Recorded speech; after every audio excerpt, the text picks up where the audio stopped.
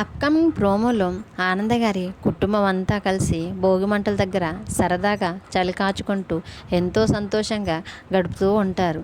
అదే సమయంలో భోగి మంటల కాడికి రాకముందు అనన్య ఇంకా అనన్య వాళ్ళమ్మ శరణ్య కప్పుకునే శాలువని తీసుకొని అనన్య తన చేతిలో ఉన్న డ్రాప్స్ లాంటి కెమికల్ని ఒక్కొక్కటిగా ఆ శాలువపై వేస్తూ ఉంటుంది.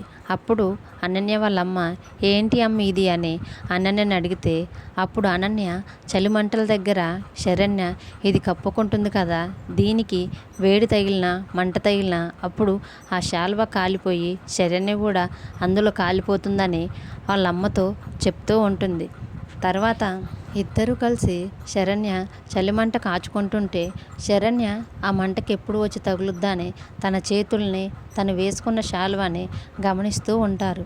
వాళ్ళిద్దరు కలిసి ఎంతసేపు చూసినా శరణ్య అయితే చలి కాచుకుంటుంది, సంతోషంగా గడుపుతుంది. దర్శన్ ఇంకా శరణ్య సంతోషంగా నవ్వుకుంటూ ఉంటున్నారు. కానీ శరణ్య కప్పుకున్న శాల్వా కాలిపోట్లేదేంది అమ్మి అని అనన్యని అడుగుతూ ఉంటుంది.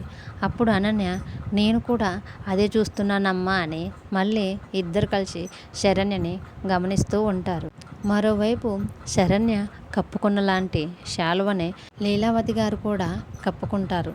లీలావతి గారు కూడా దగ్గరికి వచ్చి చలిమంట కాచుకునే సమయంలో కొద్ది కొద్దిగా ఆ మంటకు తగిలి శాలువ ముడుచుకొని పోయి నెమ్మదిగా మంట అంటుకొని శాలువ నిండా పెద్ద మంటగా మారుతుంది.